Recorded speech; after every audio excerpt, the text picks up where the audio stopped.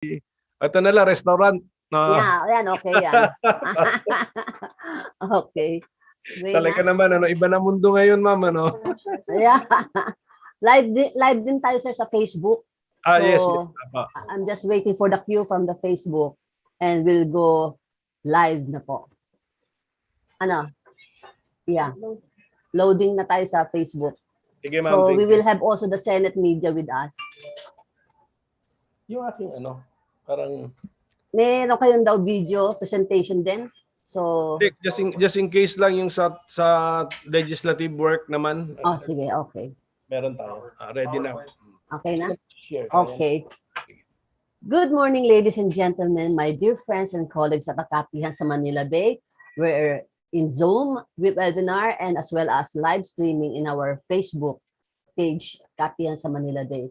Today, we are indeed lucky that we have finally buttonholed no less than the erstwhile president of PDP-Laban. And as you all know, it's the PDP-Laban is now hogging the limelight lately. So we will get it straight from him, being the namesake son of the founding father of the PDP-Laban, our beloved former Senate President Aquilino Nene Pimentel Jr. So without further ado, I would like to introduce to you our guest today, Senator Koko Pimentel III. Good morning, sir. Magandang umaga po. Good morning, Ma'am Marichu, and to all of those who are present. Hindi po sa mahirap akong imbitahin, ha. I mean, busy ka lang. Ang ano ko nga sana is wag kasi ang position ko, personal position ko is it's not time to talk about politics eh. Kaya hindi ko na mapigilan yung interest ninyo kasi nagpapa-interview naman sa kabila sa media din ang other side or the faction in PDP-Laban. So siguro nga we really have to talk about it. Pero if you will allow me to start with work para anyway, Senate media is here so malaman nila yung some of the measures na pwede pang gawin in a year's time. Yeah. If you will allow me, pwede po, ma'am? Yes po, sige po. Sige. We'll just go through this quickly. I have two committees. I'll discuss first the workload in the Committee on Foreign Relations, especially the measures we have identified to be priority ones and posible pang enact given the limited time that we have. Sige. Number one would be, sino ba may control? This one. This is requested by the Department of Foreign Affairs because 1996 pa yung last natin, Passport Act. We have to update it. So gagawin nating mas modern po ang ating passports, machine readable and compliant with the developments in identity authentication na nagiging mas high-tech na po ngayon. Next one. This one, Philippine Archipelagic Sea Lanes Act. This is now connected with UNCLOS. Ang Philippines kasi has been recognized as an archipelago and it is now one of our rights to adopt a Archipelagic Sea Lanes Act. So we will be directing the passage of vessels from the high seas to cross our internal or archipelagic waters kasi obligasyon natin to allow that. At kung hindi natin gagawin yan, sila ang mamimili kung saan sila dadaan. Kaya mabuti na yung tayo ang mamimili kung saan sila pwedeng dumaan. This is the Good Samaritan at Sea Law filed by Senator Tolentino. I think reaction niya ito doon sa Gemver vessel na nagka-collision at the high seas. It will now mandate that there is a duty to render assistance for ships under Philippine jurisdiction. So tayo dapat alam natin na may duty tayo to render assistance kung tayo naman ang ang vessel which is not in distress. Next. This one, maganda ito. The Senate, this is a resolution now. We will now urge the Executive Department through the DFA and through our representatives sa WTO sa Geneva to support the call. Mayroon kasi panawagan sa World Trade Organization ang India at saka South Africa na suspendihin muna yung mga intellectual property, mga patents over vaccines at i-share ng mga big pharmaceutical companies yung formula nila, yung recipe para mas dumami ang may kakayahan na gumawa ng bakuna. Kasi maraming bansa naman ang kaya nilang gumawa ng bakuna except that they are not allowed to do it or hindi rin nila alam yung recipe or formula. So i-share po yan ng mga malalaking pharmaceutical companies. So tayo ay ang panawagan ng Senado, kung pumasa itong resolution na ito sa plenary, mananawagan ng Senado na ang Pilipinas sumama na sa panawagan po na yan, na i-waive ang mga intellectual property rights over vaccine production. Next. And this one is a treaty. This actually is a customs treaty na 30 years old na ginagamit na ng ibang bansa. Ang Pilipinas, hindi po tayo miyembro pa sa treaty. So pumasok tayo dyan. Basically, this is a passport for goods. May mga goods na pwede tayong ipapasok sa ating bansa on a temporary basis. So ang matutulungan po rito, yung mga negosyante na may dalang mga sample, yung ating mga exhibits, mga exhibitors. So kung party na tayo sa treaty na yan, pwede rin tayo. Yung mga exhibitors din natin, pwede na rin gamitin itong treaty na ito para po maging active sa mga exhibitions in the member countries, in the other member countries. Ito pong RCEP ay hindi pa po ito tapos, nasa executive branch pa po ito, pero ina-anticipate po natin ito.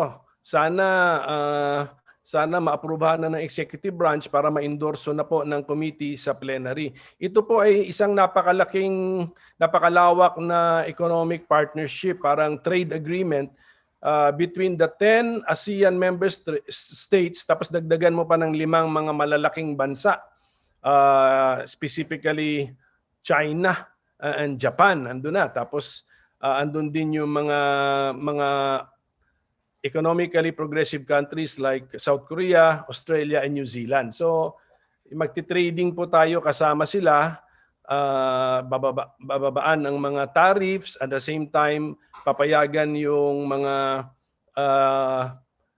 citizens natin in limited numbers of professions na pwede mag-practice din doon sa mga bansang kasama sa RCEP.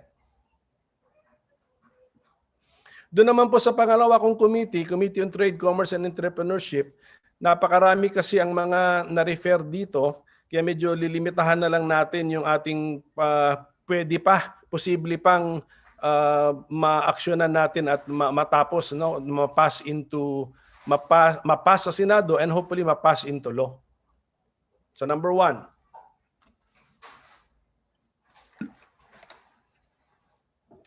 We have the Retail Trade Liberalization Act. Ito medyo advanced stage na po ito. Nag-umpisa na kami ng bicameral conference committee. So sa tingin ko isa pa, one more bicameral conference committee meeting at matatapos na po ito. Ito po yung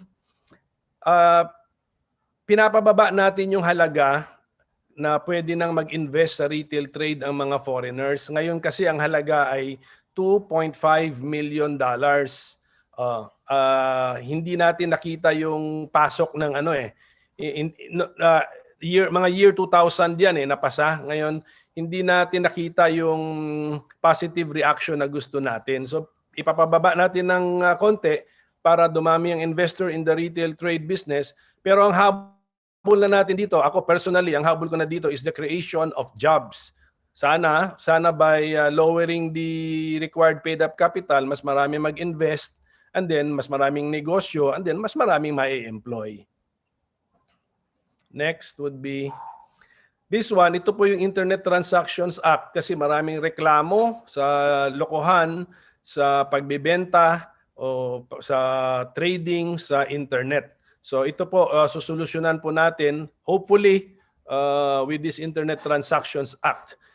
Medyo complicated lang po ito kasi iba-ibang klaseng transactions ang nangyayari sa internet. So we are trying as much as possible to cover everything na practical na makover kasi pwede kasing theoretical lang at hindi talaga natin wala tayong jurisdiction. So yan po, diyan na po kami. Andiyan na yung aming level of discussion about the ITA, Internet Transactions Act. This one is a priority measure kasi nga nakita natin, hindi lang ito COVID eh. Actually, hindi ito COVID reaction na measure. Even before COVID time, problema na po talaga. Marami na tayo natatanggap na reklamo na hindi na abot kaya ang presyo ng mga medisina, especially yung mga specialized medicines, yung mga cancer medicines, mga iba pang mga medisina sa mga ibang klaseng sakit. Masyado silang mataas. There must be a way to solve this. At ito po yung isang proposal which the committee will pursue. Ito naman po ay yung Creatives Industry Development Act natin kasi ang nakita natin lalo na nitong COVID period na may mga industriya na lumalago pa rin, no? Kahit na in spite of COVID. At sila ay masasabi nating part ng creative industry. Ito yung mga product of the mind na mga bagay, no? So sino-sino to mga to? Mga animators, mga pelikula, yan. So meron po tayong sektor na nagsasabi na kilalanin na sila na isang industry, ibuo na sila na isang industry at gumawa na ng isang body or council na tututok dito sa mga creative industry para mag-isip kung paano sila tulungan. Kasi ngayon nga na hindi halos sila tinutulungan ay umaasenso at lumalago sila. Next would be ito pong Price Act. Price Act. Si Senator Joel Villanueva, this is a COVID reaction, yung mga PPEs, nakita natin na there was a time yung piso per piece naging 10 pesos or 8 pesos per piece. Maraming nag-take advantage o nagsasamantala in an emergency situation. So isama na rin ang mga PPEs dun sa listahan ng prime commodities na kontrolin natin especially during emergencies or health emergencies. And at the same time, in-accommodate na rin namin yung reklamo ng ibang sektor, ng ibang mga negosyo about this suggested retail price na dapat siguro parating updated ang suggested retail price. Ang reklamo kasi na natanggap namin 2021 na ngayon, tapos ang ginagamit pa rin na suggested retail price na ini-enforce let us say ng DTI would be a 2019 figure. So hindi na po reflective yun sa current business situation, current production expenses. And last but not the least, sa committee ko po on trade is itong prohibiting trans fat in the marketplace of the Philippines. Ano naman po ito? This is a worldwide trend. Nahuli lang tayo in making this into a law, and then we are just making sure na hindi po apektado yung atin coconut oil industry kasi ang coconut oil is not technically a trans fatty acid. So yun lang po, yung konting trabaho na lang po dyan, and I think we will be ready to report this. Ngayon, meron na banggitin ko na lang yung aking mga personal priorities din na ipapakiusap ko rin sa aking mga colleagues sa Senado 1 year to go kung pwede pa nilang kilusan because hindi lang naman ito meron itong basis merong sektor ng ating lipunan na nagka-follow up din ito or interesado rito. Itong orthopedic center po natin sa buto o sa physical rehab, kailangan yung ating hospital diyan, kailangan i-upgrade po natin, gawin na natin one of the most modern hospitals kasi silang expert lahat ng problema sa buto, sa physical rehabilitation, dapat fully equipped at diyan natin mapapagaling sa Philippine Orthopedic Center. Ito po yung National Preventive Mechanism, yung anti-torture. Ano rin ito dinedesignate natin ang Commission on Human Rights as our National Preventive Mechanism. Pursuant to treaty na pinasok na po natin na tayo naman ay delayed na sa pag-identify ng ating National Preventive Mechanism. So, in the Philippine structure of government, mukhang ang pinaka-logical na i-designate natin would be the Commission on Human Rights. Ito naman po, lahat ng munisipyo, dapat mayroong General Services Officer. Ito yung mga multipurpose, multidimensional officer po ng municipal government. Sila po sa purchasing, sila sa mga maintenance, marami pa, iba-ibang mga trabaho. So, mandatory na ito sa province and city, gawin na rin natin mandatory sila sa municipalities. This one is ayusin po natin yung Philippine Lemon Law. This is about the protection po ng mga buyers of new vehicles. Ngayon po na merong existing law pero napakahaba o napakabusisi ng procedure that hardly anyone avails of the law kung meron silang reklamo about their newly purchased motor vehicle kasi nga masyadong mabusisi. So we will try to simplify it, shorten the process para ma-address kaagad yung concern nung buyer of a new vehicle. Kasi dito po sa Pilipinas, unlike in other countries, ang pagbibili po ng motor vehicle is a major financial decision dito po sa Pilipinas. Next. Ito po naman ay mag-i-improve ng management ng human resources sa LGUs kasi maglalagay tayo ng isang official na in charge sa human resource management. Magte-training sa kanilang mga tao, i-review yung tasking, yung examination. So ilalagay po natin yan. This was filed also in under the advice of the Civil Service Commission. Interesado rin po ang ibang taga Civil Service Commission dito po sa improvement of human resources in the LGUs. And this one is ito medyo urgent na ito because this is the bill postponing the election of the BARM elections and then isabay na po sila sa next scheduled election in 2025. Mukhang ito ma-actionan na ito pagbalik po namin into session. Wala na? Yan lang po, Marichu, and to all the rest, yan po yung aking report on my work in the Senate. Yes. Kaya pala, I'm very busy mo. The last time I invited you, sabi mo nga, you are trying to yung sa trading industry mo, napakabigat din. And ngayon ko lang na-realize na ikaw rin pala ang chairman of the Foreign Relations Committee, sir. But I will go pabalik, sir, sa mga pinresent mo. And I noticed that most of your pet bills are geared towards local government units. And it came to my mind, your late father, who is the father of the local government code. And rightly so, as a namesake son, you are pursuing your late father's legacy on improving the local government code. That's by way of commending your pet bills. Pero summing up, ang dami kong nalista mo mga pet bills and the committee bills that are pending before you.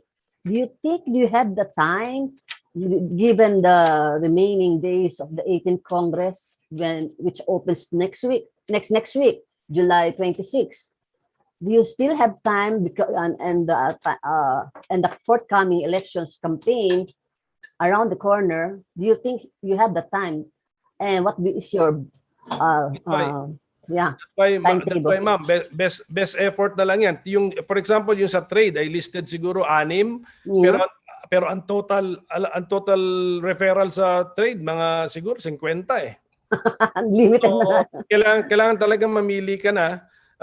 And then sa 6 na yan, hindi ko rin mag-guarantee na lahat nga yan. But yung isa kasi yung retail trade at medyo advanced na yon. So I think go na yon. Ano? Internet Transactions Act, marami talaga nagpa-follow up. But yes. Kasi pwede siyang maging complex subject matter, pwede na siyang i-simplify. So namimili na kami ron whether to make it a simple bill or a complex bill. Pag i-complex bill mo, baka yung discussion diyan, debates diyan mahaba-haba din plus time pa. But yung drug price po sana ma'am talaga ang dream ko kasi hindi lang ito at ito talagang ramdam diretso ramdam agad ng mga cancer patients, yung mga nangangailangan ng specialized medicines. Yes. Meron pa pala ako iba balita na hindi ko na naisama diyan kasi yung kare-report out lang kasi rin namin at ito pwede mapasa na ito yung protection natin sa delivery riders and drivers. Di ba yung mga hoax, yung hoax order. Yan. Covered na yan. Hindi, ibang bill naman to pero na-file na ito, na-file ko na I mean naka-file ko na yung committee report. Pagbalik namin, pwede nang debates diyan. Sana suportahan ng aking mga kasama. Ang author nito si Senator Lito Lapid. Tapos doon siya sa food delivery siya. Pero sa hearing ko, nakita namin na meron din hoax ordering din daw sa grocery ordering at saka sa pharmacy. Sa drugstore ordering. So sinama ko na yon. So this is now a bill to protect delivery riders and drivers of food, grocery and pharmacy delivery service applications. So ano yung formula namin? Ano yung nakita naming improvement? Okay. Kung merong hoax order, di ba? Masakit sa bulsa ni delivery rider kasi pala ina-advance pala nila yan eh. So ang sabi ng bill na re-report out ko, number 1, yung mga gumagawa ng app, hindi nyo pwedeng ipa-advance sa mga delivery riders or drivers ang cost. Hanapan ninyo ng paraan, i-improve ninyo yung inyong software na hindi dapat mag-advance ang ating mga riders. Okay, number 2, kung meron man makalusot na hoax order at nagawa na nung rider kahit na hindi siya ang nag-advance ng pera, kailangan makuha ni delivery rider yung kanyang expected na komisyon o kita doon sa transaction na yon. Kasi kawawa rin naman kahit na hindi mo pina-advance pero hindi mo binayaran for the effort. Okay. So therefore, ang pinakamabigat na obligasyon ay nasa application, yung delivery service application provider. I-improve ninyo ang inyong software such that hindi kayo mapasukan ng mga unidentified user, mga fake identity users. Obligasyon ninyo yung kasi kayo ang nasa negosyo. Negosyo nila yan eh. Hindi naman ang negosyo si delivery rider or driver. So yan na po yun.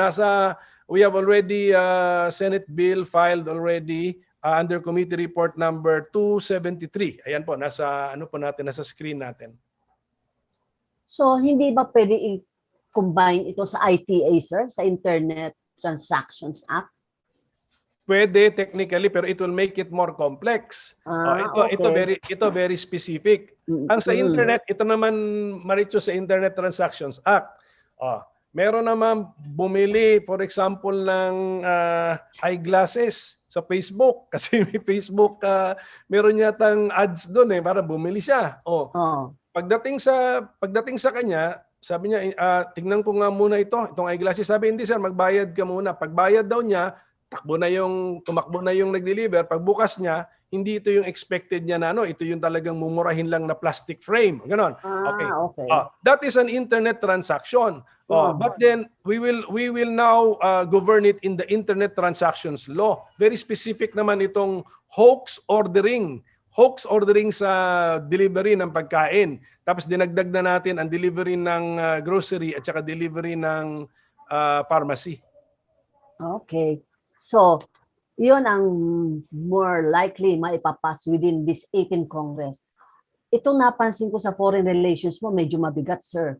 And given the present situation at the West Philippine Sea, it will really give you a lot of difficulties to pass this, spending this at Foreign Relations Committee mo. Let's take up first the current issue of the alleged dumping at the West Philippine Sea, allegedly by China. Wala pa akong alam na mayroong resolution about that dumping of human waste, no? Yes, po. Okay, pero with or without a Senate resolution and with or without a Senate hearing, the executive branch should know what to do under the guidance of the DFA. Under the UNCLOS, kung nasa EEZ natin yan, yung ating exclusive economic zone, we have the right to enforce environmental laws sa ating EEZ. So importante, number one, dapat yung fact of dumping human waste sa EEZ natin ay alam natin personally. Hindi yung may nag-feed lang sa atin, picture, ito, paano malay mo sa ibang place pala yun, inano ka lang. Kaya nga, that's why itong patrols na ginagawa natin ay tama, increased patrol so that we will have personal knowledge of what is happening in our EEZ. And then kunyari, ma-confirm natin because naka-enkwentro natin, nakaharap natin ang ating patrol. Tapos sabi ng ating mga instruments within the EEZ siya, within 200 nautical miles siya, so EEZ natin. We have the right to enforce our environmental law. Ibig sabihin nun, we should approach that vessel. Sabihan sila, stop dumping human waste sa EEZ namin. Okay. Let us say hindi makinig. So it's now a major incident. We can now use our DFA to now tell the country which has jurisdiction doon sa vessel na yon. Merong vessel dito, ang flag niya ganito, unregistered under you. Number one, pagsabihan ninyo not to do it again. Number two, pagbayarin ninyo sa damage na nagawa niya. Ganon. So, ganon po yun. There is procedure. Pero, of course, medyo since UNCLOS, international law, ang ginagamit natin dito, wag natin ikumpara sa normal law, sa municipal law, na meron kang pulis na pupusasan mo, ganon. Hindi po ganon kasi international law po ito. So, yung US satellite cannot supplant as an evidence for the Philippine government to take action? Maybe the DFA can make an inquiry. Wag muna formal complaint kasi pwede kang balikan kung saan ka nagrereklamo na sasabihin niya, check your facts. This is not within your EEZ, mga ganon. So, you can make inquiry but you have to get your facts straight. And the best is if your own government agents or agency encounter and find out with personal knowledge what happened. Okay. And one of your bills na in your committee, as authored by Senator Tolentino, is on the Gemver. And up to now, Gemver, hindi pa daw nasa-settle yung compensation doon sa mga fishermen. How would this potential law, or do you still need this law just to implement that Gemver, no? No, we do not need this law. This law, ako ang feeling ko result of that incident kaya na-file ni Senator Tolentino. But actually, we are putting the obligation on Philippine vessels. Na tayo, we will have daw the obligation to help kung tayo yung sa people in distress, kung tayo yung nasa safety. Meron nasa kapasidad tayo to help, tutulong tayo. Yung Gemver naman, ang pagkakaalam ko diyan, I think there is a willingness to pay. Nagumpisa na yung as far as I know, Maricho, nag-umpisa na yung process. And I think it's a matter of time, mababayaran po sila. And sir, lastly sa Foreign Relations Committee mo, we just marked the 5th year of our PCA, Permanent Court of Arbitration victory. And how would the Senate, at least as concurring party in an executive or international treaty, do you need to pass a resolution just to kasi merong reply na ang China. They said it's just, the ambassador in Manila reacted that it's just a piece of paper. Can there be more powerful statement on the part of the Senate just to reiterate or reaffirm our victory is not just a piece of paper, quote unquote? Well, pwedeng Senate, pwedeng House, resolution kasi is an expression of sentiment. Pero pero itong ating mga resolutions addressed to our people ito. Anyway, yan naman ang consistent message natin sa ating mga kababayan na nanalo tayo sa case. We will enforce it in international. We will try. We will try to enforce it or ask for its enforcement or respect the decision. In international fora, we will cite it. We will cite the judgment. Yun po yun. And then because we won the case, merong international recognition of our EEZ, we will increase patrols of our EEZ. Yun po yun. But hindi na indispensable ang Senate resolution dito or even a House resolution.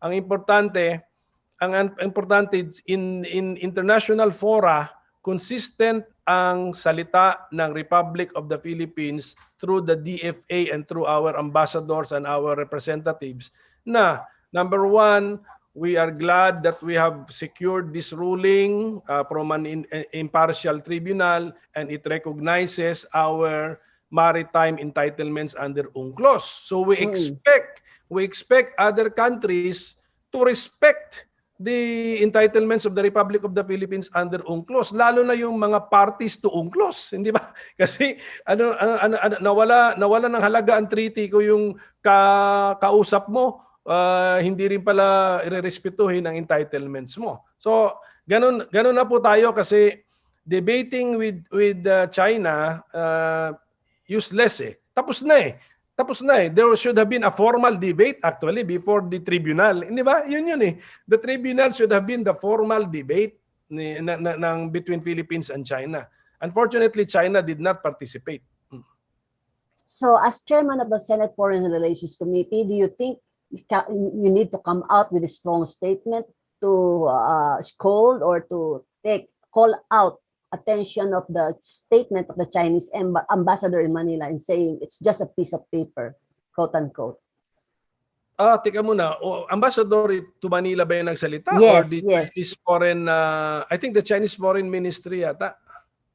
Kasi, ang nabasa ko, we will double check our facts. Ganun na lang. But ganito, if there is a resolution filed before or with my committee, I will have to hear it and process it. Ganun po ang mangyayari. Pero definitely, kung narinig na natin yan, narinig na rin ng DFA yan. So I hope DFA now is preparing their counter statement or a strategy or messaging strategy to counter it. And unfortunately, that first statement, quote unquote, piece of shit, first came from the President Duterte himself, quoting the possible reaction of the Chinese side. So parang tama ka doon, pero tama ka sa characterization mo nung sinabi. He was actually parang play acting. He was yes. He was quoting what he anticipated to be the words of the other side. So tama po Yes. 'yun. Nagkatotoo na. Look, what I've been telling you, di ba? Anyway, sir, speaking of President Duterte, ang legislative bills mo, which ones or which are this from among these bills are included in the SONA that you want the President to certify as urgent administration bill? Yung retail trade, na 'yan, urgent 'yon. Certified na 'yon. Oo. All the rest kasi kahit i-certify medyo may complexity kaya certification can help but I cannot assure na super bilis ang mangyari kasi may complexity. We will have to allow full discussion. In your mini LEDAC discussions, how much of these bills are in the legislative agenda, common legislative agenda with Malacanang, sir? Meron pa kasi ngayong Friday pa yata yan, Marichu eh. Mag-attend ako this Friday. Doon natin makikita. Pero Okay. yun. Ako, ang role ko among the priorities already pointed out, tatlo kasi yung well-publicized priorities, di ba? Yung Yes. amendment sa Public Service Act, hindi sa committee ko yan, but Yes. and then the Foreign Investments Act amendments, and then amendments to the Retail Trade Liberalization Act. Yun yung akin. Nakilusan ko naman na kinapos lang kami ng konting oras sa pero pagbalik namin ngayon sa session, sa third regular session, mukhang there's a big chance ma-deliver ko yung assignment ko. Okay. So you're saying mini LEDAC will be held this Friday at Malacanang with ES or with the President? Hindi, I received an email na may meeting about the legislative priorities this Friday morning. So, but mag-online yung link yung nakuha ko eh. So with ES lang po yan, not with the President. ES Medialdea, not with the President. Teka ma'am, hindi ko alam but I can double check my email pero hindi ko alam who will attend basta I received an email. Pero definitely you're gonna attend by Zoom. By Zoom, by online, opo. So I will now make tumbok right to the issue of the day na the PDP-Laban, your party that your father is identified with as one of the founding fathers, now having difficulties or now having some intramurals, quote unquote, with the President. Do you think it might be ililink ko muna sa legislative agenda, sir. Mamaya ko lalagay sa politics. Will this be in a major consideration in pushing for this legislative agenda that the President would like you to shepherd in Congress now that you are having some singing word war?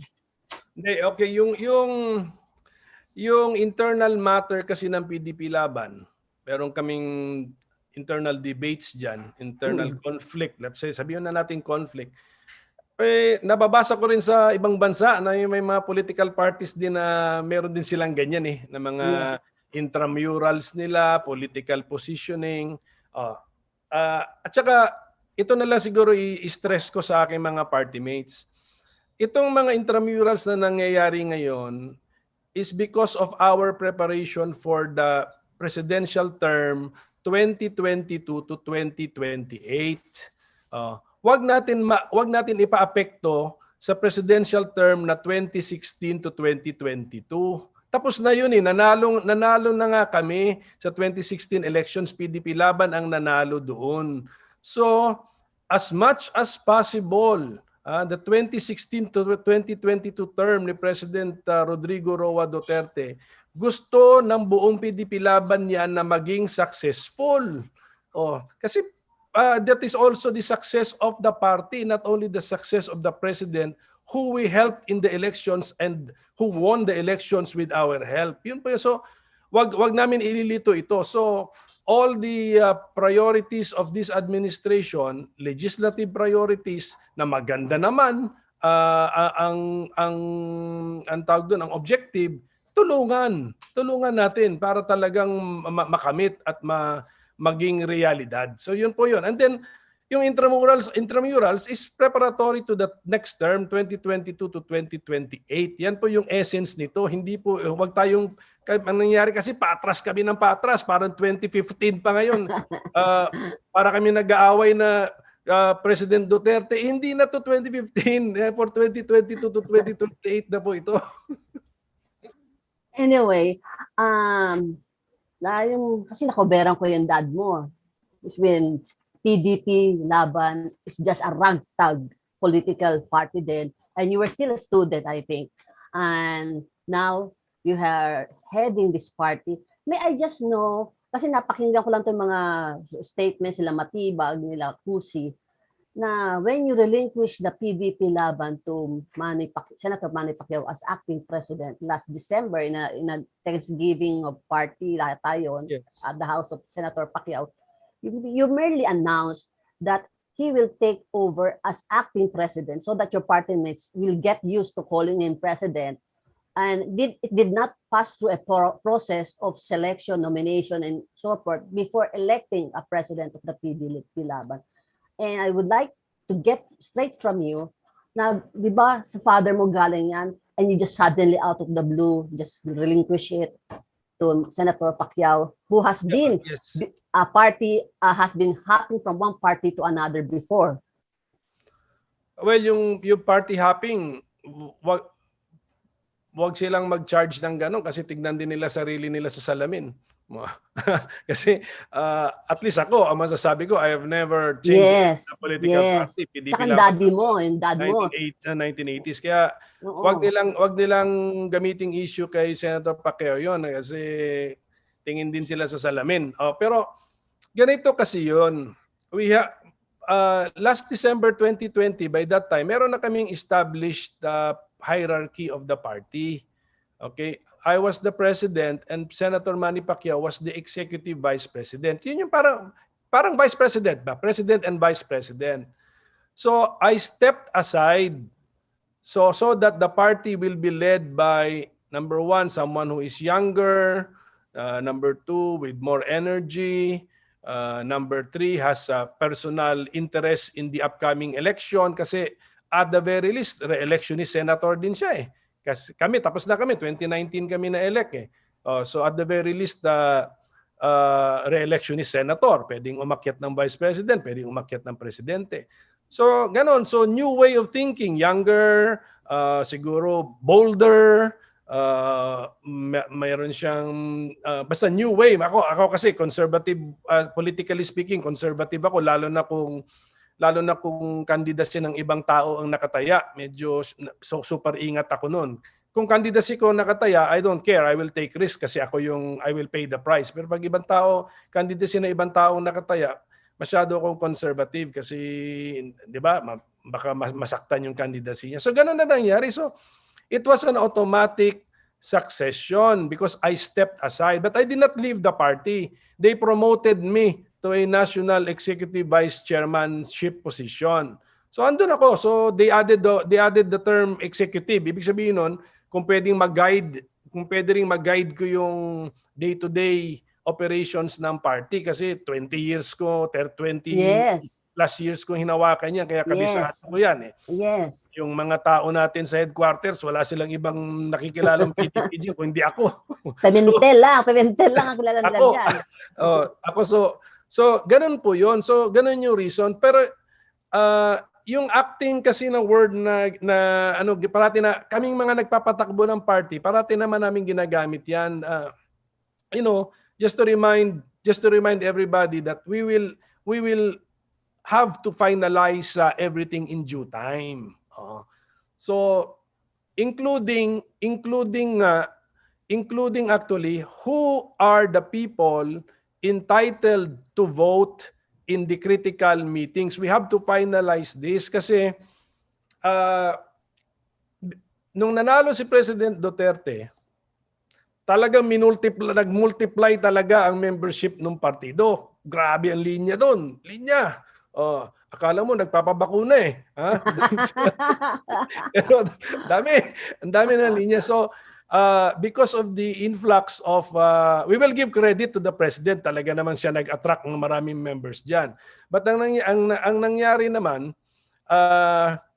pero but I have to state na marami na kaming members, Marichu, na hindi mga politiko, hindi mga Yes. politiko, yung mga ordinary people talaga na subscribing to the ideology of the party. Matagal na silang members even before President Duterte. Ang naglinyahan actually yung mga politiko.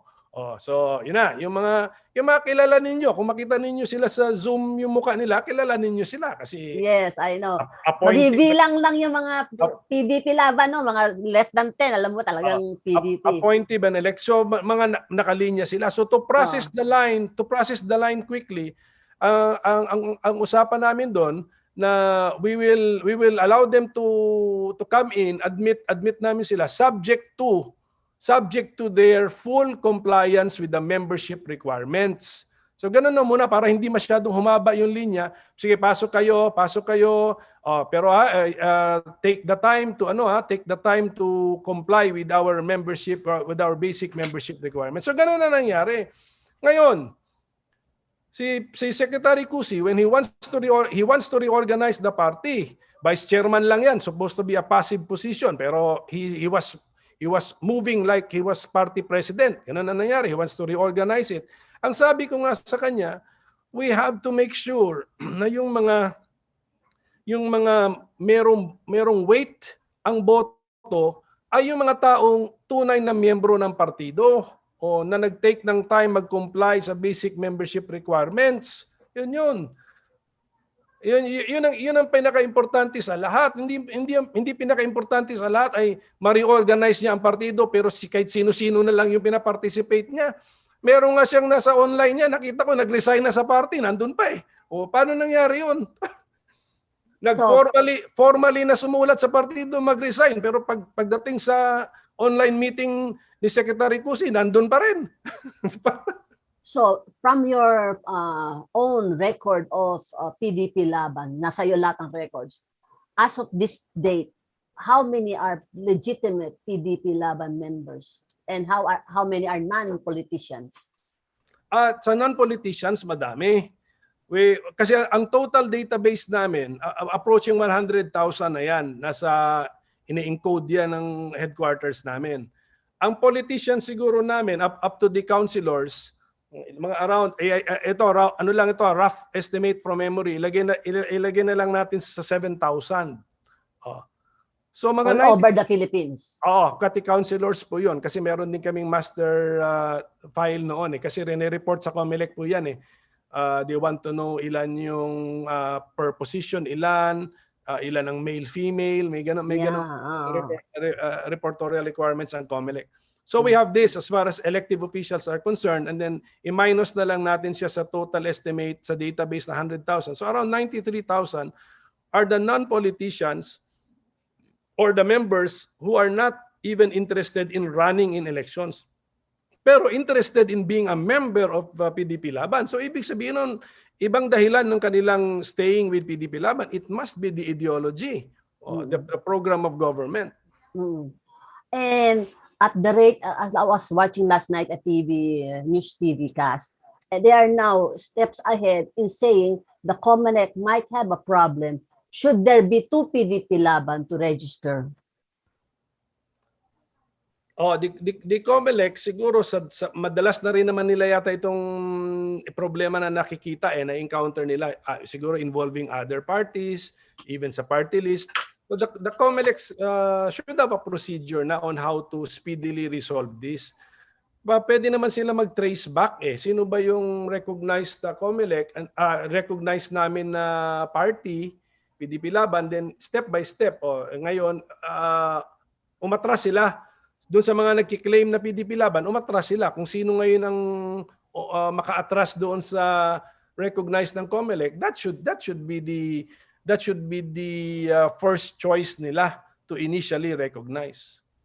And you have October 1 to 8 to register to filing of certificate of candidacy. And no more substitution as I understood it from the latest COMELEC resolution. That hindi pa ako aware dyan, but I have been advising the COMELEC nga na ganon. nasabi ko sa COMELEC noon, yung period to substitute, masyadong mahaba. And you are only making life difficult for you. Kasi kaya nila pinaaga yung filing. Kasi nga daw, para daw mapaaga nila, ma-finalize yung pag-print ng pangalan. Pero binigyan naman nila ng mahabang panahon na substitution. So hindi ka rin maka-finalize sa period na ito. So if that is the case, then COMELEC is improving its rules, bale. But hindi pa ako aware, in all honesty, I'm not yet aware of the change in rules. So i-double check yan, Marichu. Opo. I will now go to the questions of the Senate media kasi mas detalyado to, so I will give way to them. This is Hannah Bonde, GMA News Online. Her question is, may we ask from Senator Pimentel's reaction on President Duterte's saying his statements on his possible VP run is just quote-unquote pananakot to his political opponents? Your reaction? No comment ako dyan because that's I don't know what's in the mind of the president. Okay. But ang gusto ko sabihin, he is very good in politics, and pag tignan mo ang track record po ni President Duterte, undefeated in all of his electoral battles. So that's the best proof na pagdating po sa political tactics and strategy, napakagaling po ni President Duterte. Her second question is, may we also get your reaction and Senate Secretary Cruz's interview yesterday denying that he is preparing the party for an outsider, quote-unquote, outsider candidate, presidential candidate siguro. Also, Secretary Cruz denied that there is no power grab in PDP-Laban. Well, yun na nga, yung power grab kasi nga, ganito yun eh. Unfair kasi doon sa mga fully compliant sa basic membership requirements ng PDP-Laban na matagal ng miyembro ng PDP-Laban, yung iba doon hindi sikat kasi mga ordinary people lang, mga chapter members na nag-invest na ng kanilang oras, pawis at dugo sa partido.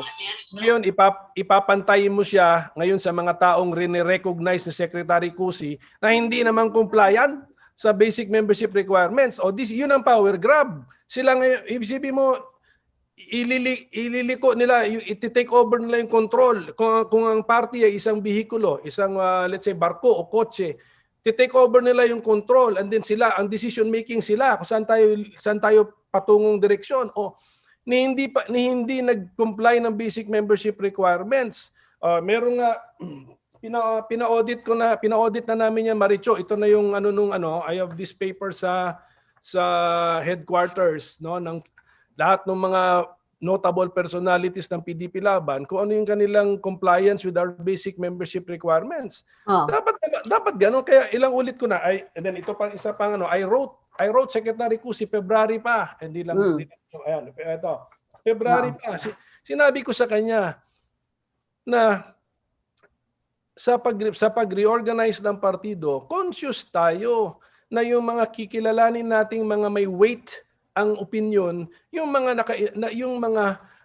tumaya na talaga sa partido, yung tunay na members ng partido, yung genuine members ng partido. At hindi mo mapapakita ngayon yan na malapit ng eleksyon, ngayon lang sila magkikilos na party kami, attend kami ng mga hindi. Nakikita yan sa previous acts nung hindi pa malapit ng eleksyon. Ito'y tumaya sa partido, ito'y tumulong sa partido, ito'y nag-aksaya ng panahon to comply with the basic membership requirements ng partido. Yun ang importante at yun ang hindi nakikita ni Secretary Cusi. Doon ako medyo nalulungkot at ilang beses ko na sinabi yan. Tapos ganito. Nung aming mga meetings ng nagpa-planning kasi nagmi-meet din ako sa kanya noon na sino ba ang posibleng kandidato niyo for president sa kayo, yung grupo mo na mga kausap mo within the party. Wala naman siyang sinasabi kung sino.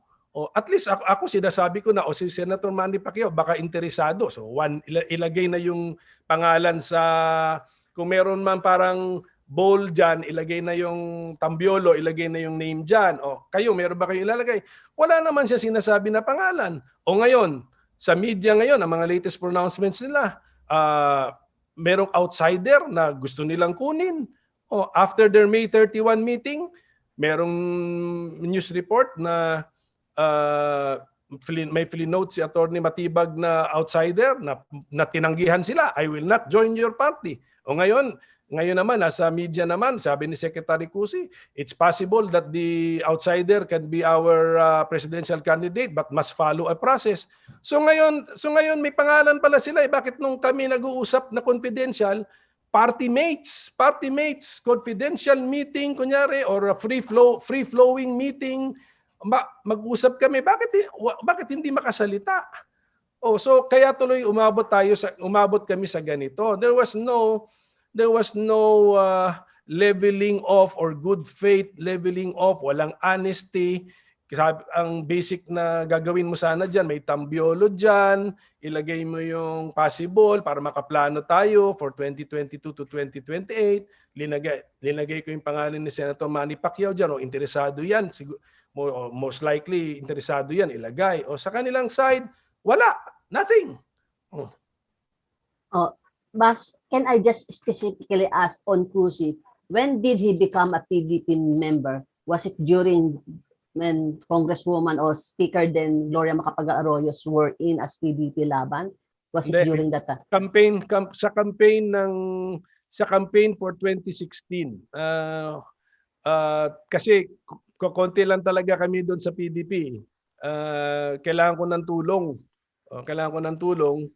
Mayroong isang dinner doon, andun si Bebot Alvarez, andun hindi pa siya secretary noon, no? Si Alcusi. Sabi ko, talaga naman may abilidad si Secretary Cusi in political organizing. So, yun, humingi ako ng tulong sa kanya. Join us. And sumama naman siya. Meron pa nga kaming kasama doon na hiningihan ko rin ng tulong na sumama. Hindi naman sumama. So, ngayon, hindi talaga siya member ng party yung isa. Okay. So, may binanggit ka inventory, sir? Ano yung inventory na sinasabi mo? Inventory of PDP membership? Yung mga notable personalities, yung mga medyo kilala ninyo o sikat na mga members ng partido, pinaano po natin yan, pina-audit natin sa headquarters kung kumusta ang compliance nila sa basic membership requirements. At meron namang report ang headquarters. Anong sir sabi sa'yo? Anong report back sa'yo? Anong feedback? Andito, nakasulat pero hindi ko binilang. Marami dong mga non-compliant eh. So, yung mga pinapatawag na meeting ni Secretary Cusi, kung magre-report siya sa attendance, ibabangga natin yung attendance nila dito ngayon sa report ng National Headquarters. Makikita natin. At babalik ako sa aking main point sa kanya. Okay, you want to take control of the party. You want to steer the party to the direction na saan mo gustong dalhin. At ang justification mo nasa likod ko ang karamihan ng party members. Iyon na nga point eh. Mga party members ba yung nasa likod mo? I mean, mga good faith party members ba yung nasa likod mo? That's the point. That is the basic point at ilang ulit ko sinasabi sa kanya. Okay. Ang last question ni Hannah Borden, GMA Newsline. Secretary Cusi asked Senator Pimentel's group to participate in the July 17 National Assembly. Is Senator Pimentel willing to participate to once and for all settle the issue of the party?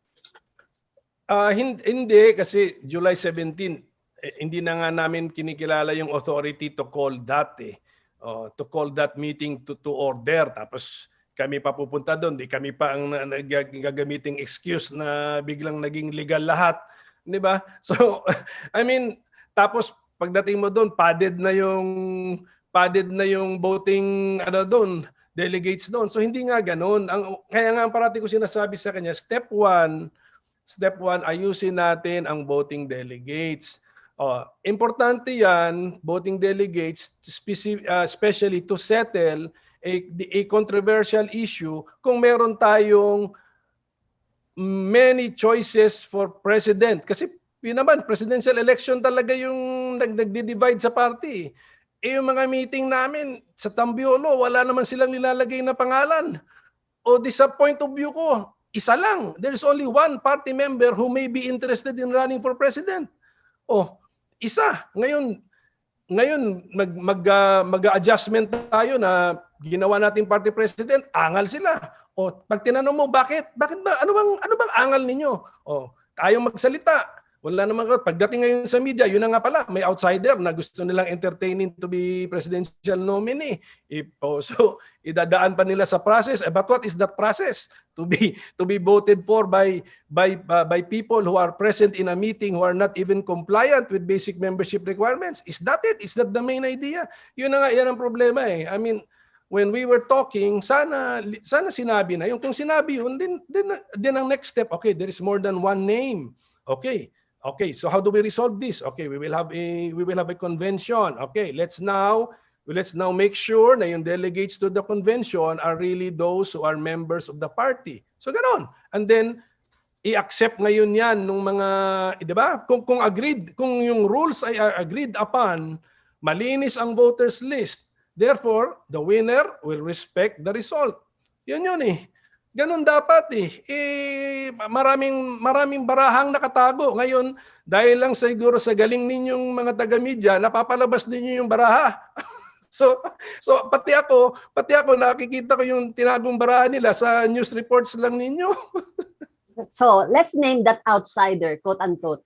Matibag was saying yesterday, I saw him, I listened to him. You cannot argue daw that Mayor Inday Sara is an outsider because when she filed her certificate of candidacy, she filed in her CONA or the certificate of CONA, just hindi ko alam nomination yata yun, no? Certificate CONA. of Nomination and Acceptance. Yes, under PDP-Laban. So she cannot be considered as an outsider daw. Once upon a time, I think in one election, nag-PDP-Laban CONA po si Mayor Sara Duterte. But talagang si Mayor Sara Duterte, being a lawyer, very very conscious siya siguro sa mga records, sa processes, nag-file din po siya ng formal resignation from PDP-Laban. When was this, sir? Basta ipahanap ko sa HQ. Basta alam din nila ito. Alam nila ito na nag-formally resign siya kasi yata yun nag-form siya ng regional party. Ganon yun eh. Oh, yes. So, Okay. being a lawyer, I mean, ganun ginawa niya. Medyo organisado rin siya sa moves niya, sa steps niya. So, tama na yun. So, irespeto din natin yun, di ba? Yes. But are you open to coalescing with her humpong ng pagbabago? What is the purpose nga? What is the purpose? So that she will be the standard bearer of PDP-Laban? Tapos ang tanong, bakit natin why are we automatically ignoring a party mate who might be interested to run for president? Nananalo na rin naman sa isang national election. So yung naka-prove na siya that he can win in a national election. Number two, the services, ang name recognition niya 100%. May mga survey na nasa nagtatap pa siya, may mga survey na top 2, top 3. So hindi I mean, hindi ko maintindihan, masyadong dismissive eh. Masyadong nilang minaliit, masyadong nilang dinismiss agad. I mean, we have a party mate na gustong tumakbo. Hindi, tingin kami sa labas. Pag-usapan namin why? Bakit labas kagad ang tingin ninyo? Bakit? Okay. Ako, okay, ang partido ay bihikulo. Yung tinitignan ninyo sa labas, may bihikulo na rin eh. So, ayaw nyo bang sumakay na lang doon sa bihikulo na yun? Bakit kailangan agawin ninyo itong bihikulo na meron namang gusto rin tumakbo galing sa bihikulong ito? So, that is our basic agreement at hindi ko talaga maintindihan. Hanggang ngayon, hindi ko pa rin naintindihan bakit lumaki sa ganito yung aming awayan dyan sa partido. Kumpare ko yan si secretary ko, si inaanak ko sa kasal yan si Melvin Matibag. Umabot kami sa ganito. Nagmi-meeting naman kami noon o nag-uusap naman kami noon. Ano bang feeling niyo? Wala eh. Walang sagot eh. Okay. But is that saying na Manny Pacquiao is not willing to step down as vice presidential candidate na lang just to bring in Pugpong? Or the final say will come from him? Di ba, everything should be voluntary. Even sa pagtakbo ng presidente, we cannot force anybody to run for president. So, dapat yan nadadala sa negotiation, nag-uusap within the party. Okay. And then you justify. Ako as a genuine, long-time PDP-Laban member and leader who has invested not only time but blood in the party, tatanong ko kunyari meron kaming meeting diyan na good faith meeting. Ano ba ang justification? Bakit tayo titingin sa labas when we already have a potential bet nominee for president within the party? Yun lang, gusto ko lang marinig. Ano yung justification? Sabihin nila, tirahin nila na yung tao, i-criticize nila yung tao, din mag-usap kami, din makinig naman sila sa counter-argument din natin. Oh. Okay. So it's all subject to negotiation. Kasi ganito yung basic, Marichu, and to all those listening to us, merong isang abogado from Mindanao ang nag-point out sa akin. If the standard bearer is a non-party mate, can you hold this person to the party principles and party program of government? Hindi eh. So if the candidate is a party mate, then you can hold him accountable to implement the promise, the party program of government. Federalism, sama mo na dyan. Oh. Pero pag outsider, hindi na. And that this will ensure continuity that President Duterte and the party wanted to happen. Continuity through the party. Okay. This is a question from Paulo Romero, Philippine Star. What do you say to Cusi's statement yesterday that just because you are the son of one of the founders, pillars of PDP-Laban, does not make you right, nor having the authority to make all the decisions? Cusi also indicated that sanctions might be imposed on Pacquiao. What do you say to that, sir? Tama si Secretary Cusi nga, consultative and participatory democracy. Pero yun na nga, who do you allow to participate? Can you just pad your group so that you will now say, we will now drive the vehicle, kami ng driver nito. Although yung paa, kahit yung mga kasama ko, yung paa nila, yung isang paa nila, nandun sa isang bihikulo din. Yun na yun eh. Yun yung basic eh. Kaya naniniwala nga ako sa consultative participatory democracy, kaya nga usap kami ng usap noon. Usap ako ng usap. Invite ako ni Secretary Cusi, usap. Invite ko rin siya, usap. Pero walang hindi linalabas ang baraha eh. Maraming nakatago eh. Walang ganunan. If you're trying to solve a problem within the party, within a family, we used to be a family, ilabas ninyo ang baraha. Anyway, wala namang magdadaldal sa media kung ano yung pinag-usapan doon. Yun. Do they have the right to sanction Senator Pacquiao? Actually, wala eh. Kasi if a party member, kasi ganito yung theory nila eh, nag-criticize daw si Senator Pacquiao. A party member, recognize namin yung right to free speech ng aming party member. Sabi nga niya, democracy-based kayo. Democracy-based kami. Tapos, actually, kung tignan mo, pinalaki yung issue. Wala namang issue. Ang sinabi ni Senator Manny Pacquiao, tanggalin mo na lang yung mga pinalabok nila. Meron pang korupsyon. Si Presidente yata mismo, pwede mong kunan ng soundbite na sinabi niya mismo, meron pa rin korupsyon. So what is that? So okay. The same message stated by another another person is all of a sudden a big deal. But yes, not when stated by another person. Why? Why is it a big deal? Because they need this issue within the party kasi meron silang gustong gawin sa partido na hindi, ayaw pa rin. Problema kasi ayaw pagsabihin na lang, mag-usap na lang kami para matapos ito, magkaibigan pa kami. So after you talk with each other, will the ouster of Cusi, Matibag, and Naik be reversed or it will stand? Well, ako kasi National Executive Committee yung nag-decide doon eh. So I will have to respect that. That is the collegial body na in charge for the day-to-day affairs of the party. I will have to respect that. Pero kasi okay, si Secretary Alcusi, kaibigan ko yan, kumpare ko.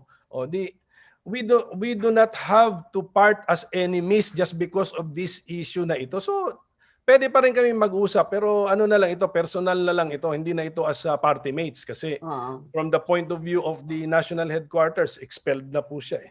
Pero wala pa daw sila natatanggap ng particulars ng kanilang expulsion. Hindi pa nyo napapadala. Good malaman ng headquarters yan na nakilusan na yan.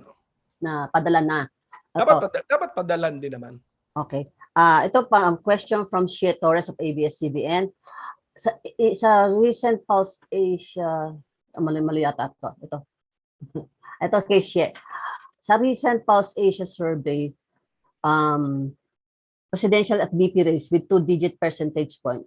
Habang si Senator Manny nasa dulo na halos, ano ang effect sa PDP-Laban ng itong survey result as far as scouting for possible standard bearer or candidate? Well, mali yata yung characterization na nasa dulo. Kung tutuusin mo, baka top 3 pa rin yan. Top 3, top 4 at the lowest. Anyway, ang PDP-Laban kasi, hindi naman kami follow the survey leader. Hindi naman kami ganun eh. Tingnan mo naman ang electoral history ng PDP-Laban. Talo din kami.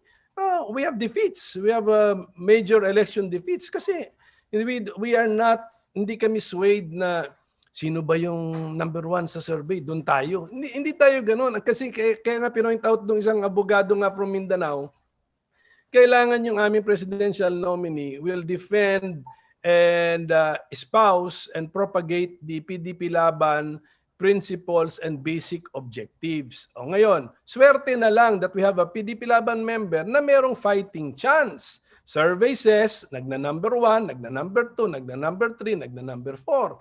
Tapos may proven electoral national victory. Proven na. Incumbent senator. So nananalo pala sa national elections. And then, ang sabi ng survey, 100% name recognition. So kilalang kilala sa buong bansa. Actually, kilalang kilala sa buong mundo. Yeah. I think he's the most famous Filipino all over the world. So, ganun ba? So, may mga pluses. May mga pluses at wag tayong just because one. At saka ano petsa na ba ngayon? July. Kung July ngayon, so June pa yung survey na yan. June 2021. Yeah. Ang election, May 2022 pa. Ano yung reaction mo naman that President Duterte is leading the VP race? Is what? Leading the vice presidential race. Mock polls. President Duterte. Yung mga political analysts, they have just to take that into account. Okay. So, no comment ka doon?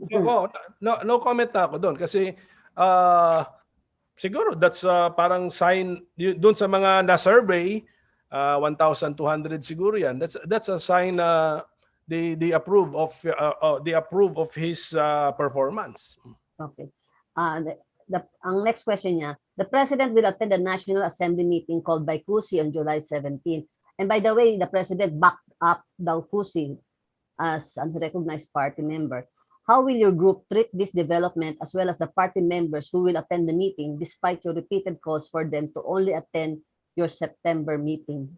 Tagal pa? September pa meeting nyo? September. Para nandun si Party President Pacquiao. Present din siya. Okay. Yun ang convention na yun. Physical na din yung iba, virtual. Oo. That is the convention na. Sa September. Yes. How about the July 17? The July 17 kasi is the brainchild of Secretary Cusi, which we do not recognize. So ngayon, yung mga mag-attend dyan, may attendance naman sila. We will know who they are, and then ibabangga na lang namin dito nga sa listahan ng HQ on compliance with basic membership requirements. Okay. This is from Sandra Aguinaldo, GMA7. By questioning the legality of the actions of Secretary Cusi, are you also questioning the legality of the actions of the President who is supporting Cusi?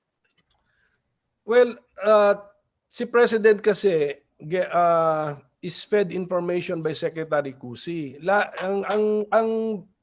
Lahat itong pag-reorganize ng partido, itong pag-ikot sa Pilipinas to touch base with the party mates na nasa listahan.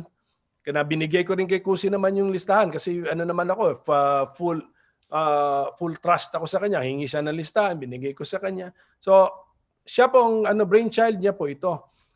As Vice Chairman of the party, pag tignan natin yung role ng Vice Chairman, siguro familiar naman kayo siguro sa Vice Chairman. Kung may meeting, may chairman, magpe-preside sa meeting. Pag absent yung tao na magpe-preside, si vice chairman ang mag-preside. So sana alam natin yung mga role natin sa party. We can suggest how to improve the party, but we cannot usurp or assume the role of a certain officer of the party. Nabigyan ka lang ng titulo na vice chairman and then you act as if you are the president because you are the vice chairman ako, I will act as president. Hindi pwede yun. Kaya unauthorized yun. You have your own role and you can advise, you can tell, you can meet with party mates, or you can tell them to prepare for 2022. Okay yung mga ganun kasi party strengthening yun. Pero for you to reorganize the party because you are the vice chairman, malabo yun. Hindi wala sa constitution yun. And grab the wheels away from the president. Now, be the vehicle driver, grab the steering wheel, and claim that you have the backing of the members that you have called, you have personally chosen to attend your meeting. Mga ganun. So, ibabangga natin lahat yung lisensya ng mga yon, yung driver's license ng mga yon, ibabangga natin sa master file kung talagang may driver's license yung mga yon. Ano mo, Senator, nung favorite joke ni BP Binay, who was then the PDP-Laban, nakasama ni daddy mo, ang constant biro nilang dalawa. Kasya lang tayo sa Beetle nun eh. Sa Beetle, you can just imagine the Beetle. Volkswagen, ang akin ng Volkswagen. Pero lumago naman talaga ang party. Pero kami kasi mga karaan na, luma na sa party, nakatingin kami hindi naman talaga actually sa number eh. We are not looking at the quantity, we're looking at the quality. And how is a member measured in quality? Yung belief niya sa party basic principles and basic objectives. Kasi yung dapat talaga naman ang dahilan bakit kami magkasama eh. Kasi kung tao yung dahilan na magkasama kami, we are not a political party. We are just an organization or a country club. Ito dapat doon kami naniniwala sa basic principles. Ngayon kung konti lang pala kami, we do not mind. We do not mind the konti lang pala kami. You've been used to that, di ba? Oo. We do not mind the konti lang pala kami. Pero at least alam namin na bakit kami magkasama. Ayan ang nangyari ngayon, di na namin alam bakit kami magkasama eh. That's the usual problem of the ruling party in power, di ba? We have seen through the years. Anyway, ang follow-up question ni Sandra, ano pong mga legal flaws ang nakikita ninyo sa gagawing National Council and National Assembly this July? Well, yung ugat niyan, ang ugat niyan is the May 31 meeting nila. Okay. Sino nagpatawag noon? Vice Chairman. And then nakasecure daw siya sa last day ng authorization sa chairman. Ganun ba yun? Is that the procedure? And then, chairman si Presidente. Presidente, nakasecure siya on May 30 or May 31 itself na isang letter na sinasabi na I'm recognizing that. Pero na-organize na ng Vice Chairman. And then sinabi ng aming Constitution, the agenda is to be fixed in coordination with the President, with the party President. Kasi nga, ako naman ang nagsulat ng PDP-Laban Constitution eh. Ako nagsulat. Ang pinaka-critical na party official is the president, the party president. He should know everything which is happening sa partido. That is why even if may meeting na pinatawag ang chairman, yung agenda doon dapat fixed in coordination with the president. Imposibleng blind ang president. Hindi dapat blind ang party president sa mga nangyayari sa party kasi siya ang responsible sa pagpapatakbo ng partido. That is the design of the Constitution namin na sinulat ko.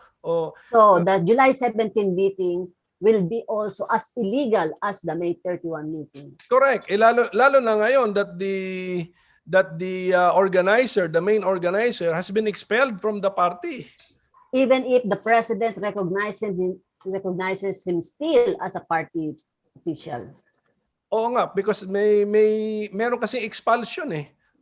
At ang grounds naman namin dun, meron kaming grounds, disloyalty to the party or allegiance to another political party or another political interest, pwede mong sabihin na ganun. So, Yun, ganun yung sitwasyon ngayon. Tapos isa pang ano, ang isa pang issue, yung ipapaparticipate nila, yung inimbita nila sa meeting nila, inaudit ba nila yun? Na talagang qualified to attend that meeting? Sa pagkakaalam ko, hindi. Meron nga akong nakita doon na video feed ng isang taong nag-resign sa partido, nandun pa rin. So paano ba yan? Ito lang sa worst case scenario lang na ilalaro ko sa'yo. Worst case scenario. Alam mo naman kasi yung si Presidente may history na talagang utak, ano siya, very, pickle lang na niya. What if the President decides to quit PDP-Laban? We are hoping that this will not happen. But joining and quitting are voluntary acts of a person. Wala na tayong magagawa doon, 'di ba? Okay. When you join, voluntary act. When you want to leave, it's also a voluntary act.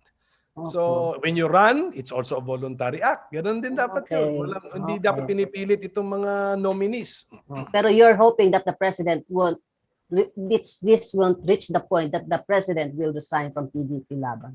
Of course, kasi he has been an asset to the party, lumago ang party. But now, sa super dami na members ng party, it's time to now prune, to vet, and to find out sino yung nandyan sa party because of the basic objectives and principles.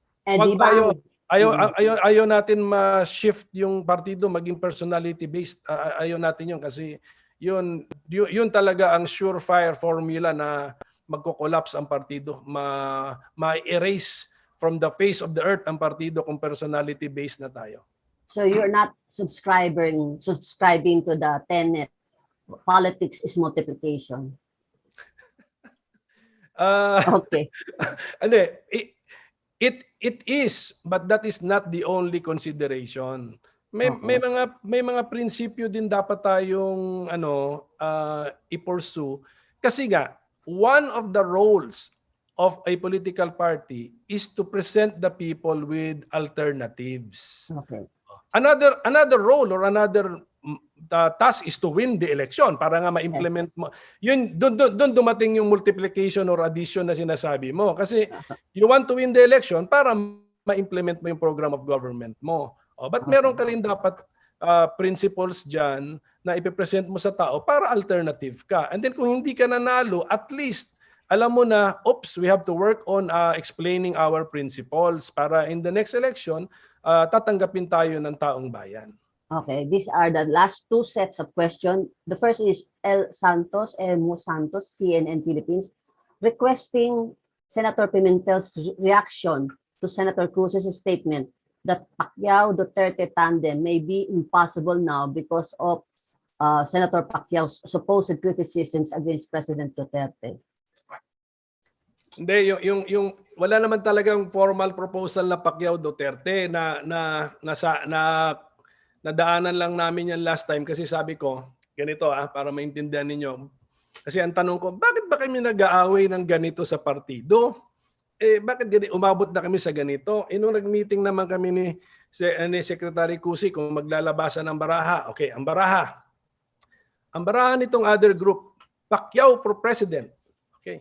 Tapos nung May 31, saka lang nila linabas yung baraha nila na ang baraha pala namin, Duterte for Vice President. Kayo ang maging referee. Anong possible pero bakit umabot pa rin sa away? Imagine mo, yung isa Pacquiao for President, ang posisyon ng isang grupo, Duterte for Vice President. Dapat agree kayo. Pero resulta gulo pa rin, away pa rin. Bakit? Bakit? Yan ang tanong ko, bakit? Bakit gulo pa rin? Kasi baka meron din dito, hindi lang linabas. Okay. That's your suspicion. Okay.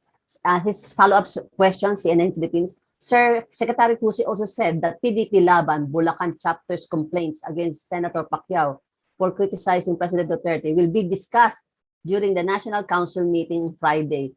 He said sanctions against Senator Pacquiao are possible under the party constitution. Are there sanctions that can be imposed on someone who criticizes party mates, party officials? Nasagot mo na yan, di ba? The PDP is for democracy. Ganito yan freedom of speech. And then depende din on how was it said. Kita naman niyo yung video eh. I mean, sobra naman pinalaki eh. I mean, na merong corruption pa. Yan yung basic statement eh. Eh di ba si presidente mismo can be quoted as saying that? Oh. So how can you discipline somebody, use that against somebody and then not use it against this another person? This is a question from Camille Elinia of Rappler. Sir, is it true that Secretary Cusi and his camp have tried to reach out to you to convince you to drop Senator Pacquiao? Well, hindi ko masabing Secretary Cusi and his camp yun. Pero may mga text tayo natatanggap na gano'n na which I immediately dismiss. Wala naman akong personal interest dito. Actually, matatapos ang term ko as Senator 2025. It's time for me now to go back to teaching in law school. Ganun ang gagawin. Pero ang gusto ko ang akin is to preservation of the PDP-Laban as a political party. Meron kasi ako nakikitang mga kilos na suspicious ako eh, na iba ang sadya eh. Ang sadya, okay. PDP-Laban to survive as a political party, as much as possible, party mates ang pinapatakbo ninyo. If you win, lalago ulit kayo, then you prune, you vet the members, siguraduhin ninyong mga disciplined party mates who believe in your ideology. Ang nakikita ko kasi, by supporting an outsider, dito sila, ililiko nila yung partido, the outsider wins. Talunan na lahat dito sa party kasi may bihikulo na itong outsider eh. May party na ito, magtatalunan doon sa party. The usual, Ano ang gagawin sa PDP-Laban? If fold in nila, lalamunin ito, then we will cease to exist. That is my mission lang to make sure that itong partido na dugo na po ang na-invest namin dyan. Lalo na yung mga unknown, yung mga chapter members, chapter presidents na hindi interesado tumakbo.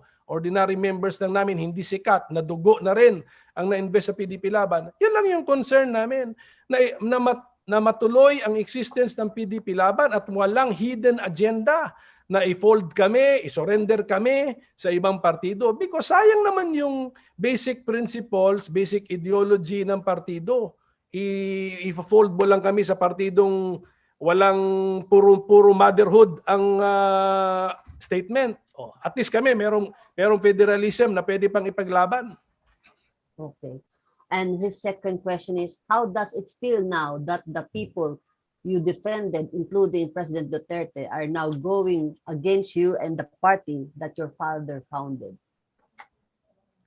Well, dapat kaya kong tanggapin yan. Ganun po talaga ang politics. So,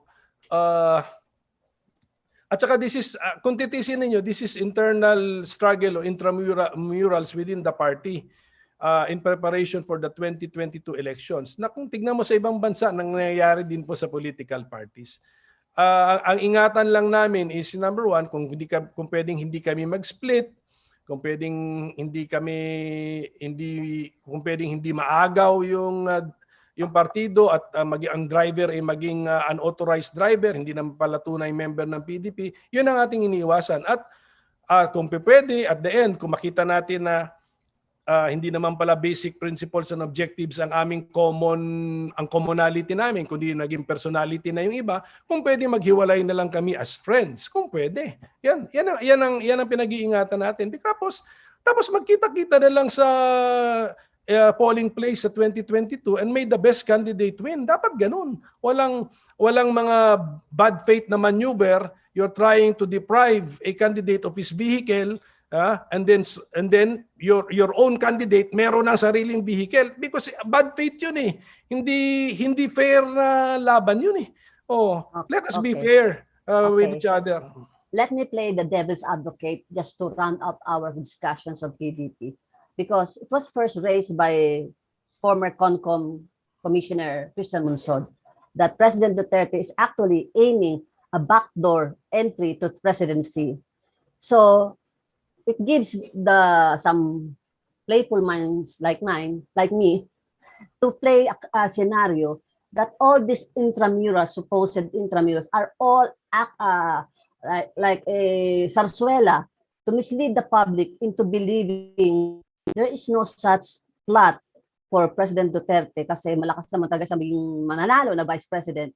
eventually, even if Sara Duterte, or Pacquiao Duterte, it will still be President Rodrigo Duterte to still wield power in the Philippines for the next 6 years. Hindi, if you're asking me personal knowledge, wala akong masabi diyan. So you're not an actor into this whole thing. Basta ang aking analysis no, yung idea for President Duterte to run for Vice President, ito ang paniniwala ko, personal opinion, I think came from Secretary Cusi. Tapos yan, siguro siya yung unang nag-mention yan. Siguro, tapos siguro hindi ko alam kung nagugustuhan na ni President Duterte, but I do not think na siya yung nag-isip niyan originally or initially. So kasi the impression that you are leaving is you are agreed to a continuity of the PDP-Laban as a party ideologue to stay in power in the next 6 years. So it's either you're playing along or just really this is a true blue intramural. PDP-Laban should, as a political party, should participate in the 2022 elections, present genuine, real alternatives to the people, and field a homegrown candidate. Kung meron, meron. Ayun. So yun. So on that note, I will leave to you the closing remarks for whatever message you want to deliver to the public, to the Filipino people, sir. Well, una sa lahat, I'm just sad with the developments in PDP-Laban na umabot kami sa ganito, may expulsion pa, umabot na kami sa expulsion. And I'm also sad na ang laman ng ating balita ay itong away namin sa PDP-Laban, which is internal party matter, and then puro pure politics pa. So balik na siguro po tayo. Let's focus on the fighting the pandemic, solving COVID-19. Kasi ngayon, ang umaabot din sa akin na news, may mga nagsususpend ng vaccination program yata because of lack of vaccine. Kaya ang tanong natin, sa good news na natanggap natin recently na milyon-milyon na dumating na bakuna sa bansa, how come we are receiving news na sa LGU level nagsususpend sila ng vaccination for lack of vaccine? So meron pong hindi tugma. So let's focus on that. Media should ask the hard questions para masagot po ng IATF and Vaccine Czar what is happening so we can finally solve this COVID-19 problem. Okay, thank you for this chance. Alam ko namang hindi ko maiwasan yung tanong sa politika pero kung pwedeng i-minimize na po natin. Thank you very much. Yes, just to update you, sir, 1 million Sinovac doses just arrived this morning. Yung Japan pa, AstraZeneca, 1 million recently din. Yes, 1.2. May COVAX pa yata na recently din. So, yun ang tanungin natin, how come nagsuspend sa isang LGU dito sa Metro Manila because of lack of vaccine. So, we have to find out why. So, thank you and I wish you more successes sa Kapihan sa Manila Bay under your leadership, Marichu. Thank you. Thank you very much for Senator Koko Pimentel for sharing your time. And next week, we will have another round of our Kapihan's Manila Bay. See you next week. Thank you. Stay